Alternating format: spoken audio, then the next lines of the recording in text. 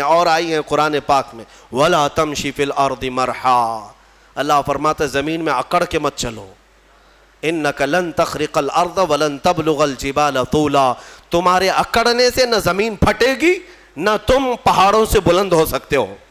دیکھو ان پہاڑوں کی طرف کتنے بلند ہیں, تم ان کے سامنے بہت بونے ہو, بہت ناٹے ہو. اس زمین کو دیکھو اس کی سختیاں کیسی ہیں. تمہارے اکڑنے کے لیے تمہارے پاس ہے کیا؟ تم ایک نطفے سے پیدا ہوئے, ایک ٹھوکر میں تم لنگڑے ہو سکتے ہو, لولے ہو سکتے ہو. تمہارے پاس کیا ہے؟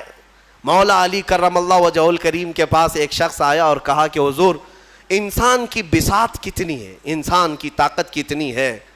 تو انہوں نے فرمایا کہ کھڑے ہو جاؤ سامنے. کہا ایک ٹانگ اٹھاؤ. ایک پیر اٹھایا, وہ ایک پیر اٹھا کر کھڑا تھا تو حضرت علی نے کہا دوسرا بھی اٹھا لو. کہا کہ حضور دوسرا کیسے اٹھائیں, اوندھے منہ گر جاؤں گا. کہا بس تیری بساط اتنی ہی ہے, اتنی ہی ہے طاقت کہ اگر دوسرا بھی اٹھاؤ گے تو اوندھے منہ گر جاؤ گے. ہمارے پاس میرے عزیزو اتنی چیزیں نہیں ہیں کہ ہم پوری دنیا میں ادھر سے ادھر نظام کو بدل سکیں. غرور اور گھمنڈ جب آتا ہے انسان کو اللہ ڈھیل دیتا ہے. ہاں کچھ انسان ایسے ہیں جو زمینوں کے زمین فتح کر لیتے ہیں, مال بھی لے لیتے ہیں, حکومت بھی قائم کر لیتے ہیں, لیکن یہ صرف اور صرف رب کی ڈھیل کی وجہ سے. اور قرآن میں مولا فرماتا ہے ان کی طاقت ایسی ہے یہ انسانوں کی کہ اگر ایک مکھی مر جائے تو اسے زندہ نہیں کر سکے گا. یہ ایک مچھر مر جائے تو تم اسے زندہ نہیں کر سکو گے. تم کتنے کمزور ہو تمہیں پتہ بھی نہیں ہے. ہاں تمہاری دھڑکنیں جس دن رک گئی تمہارے کروڑوں کی دولت لگا کر کے بھی تم سانسوں کو دوبارہ نہیں لا سکتے. میں نے ایک بڑی ہی عجیب و غریب بات پڑھی تھی. یہ کوریا کا غالباً ایک بہت بڑا امیر جس کی کمپنی ہے, مشہور موبائل کی کمپنی, دنیا میں سب سے زیادہ بکنے والے موبائل کی کمپنی کا مالک, جس کا حال یہ تھا کہ وہ جب چاہتا حکومتوں کو بدل دیتا تھا, اپنے ملک کی حکومت کو بدل دیتا, کبھی پریزیڈنٹ کو کبھی پرائم منسٹر کو ختم کر دیتا. اتنا پیسے کا مالک تھا. یہ ابھی زیادہ دن کی بات نہیں, 2012-13 کی بات ہے. اچانک اس شخص کو ایک بیماری لاحق ہوئی, بستر پر گر گیا, کوما میں چلا گیا, اور اس کا بیٹا موجود ہے اور اس نے دنیا کے مہنگے ترین ڈاکٹروں کو بلایا اور پر ڈے 100 کروڑ کا خرچ بھی اگر لگے اپنے باپ کو بولنے کے قابل بنا دے اور روٹی کھانے کے قابل بنا دے.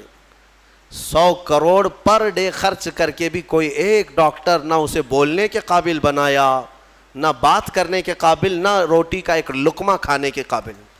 4 سال تک بستر پر پڑا رہا مردہ لاش کی طرح. 4 سال کے بعد کروڑوں ڈالر اس پر خرچ ہو چکے, پھر وہ دنیا سے نکل گیا, ختم ہو گیا. وہ شخص جس کا غرور یہ تھا کہ میں دنیا کی ہر چیز خرید سکتا ہوں, میں دنیا کی حکومتوں کو بدل سکتا ہوں, اپنے بستر سے اٹھنے کی طاقت نہیں تھی, اور سامنے موجود کسی ایک بندے سے ایک جملہ بات کرنے کی طاقت نہیں تھی. تم کیا سمجھتے ہو؟ اسی لیے میرے مولا کا فرمان سنو, زمین پر اکڑ کر مت چلو.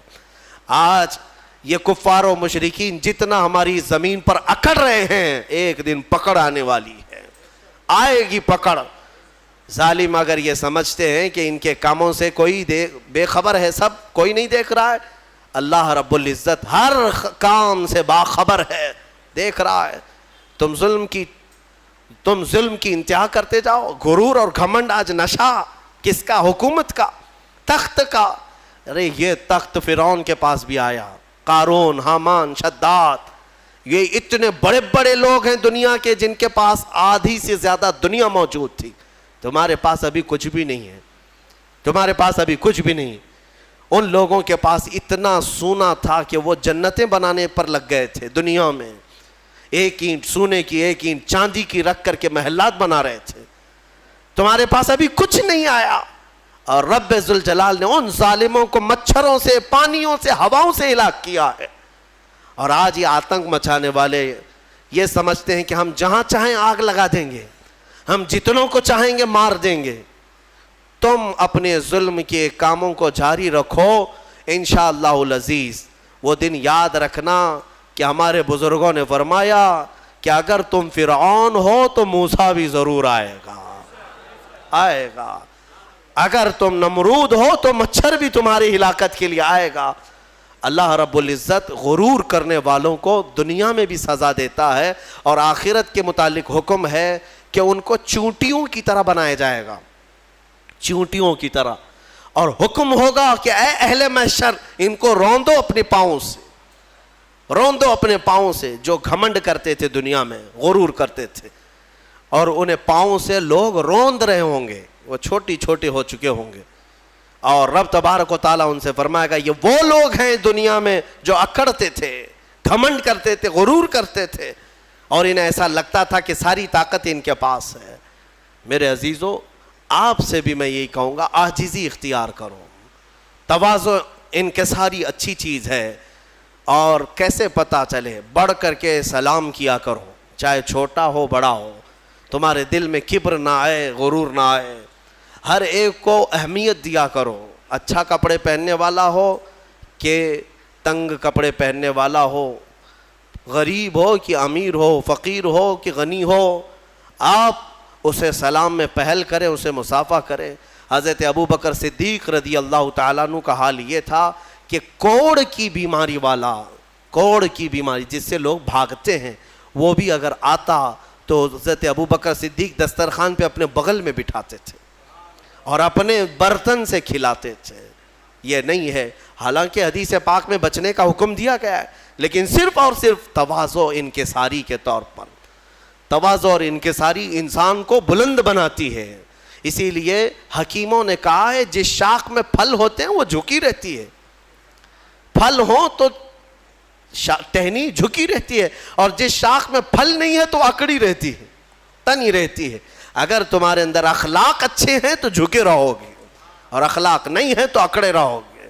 غرور و تکبر بغیر اخلاق والوں کے آتے ہیں.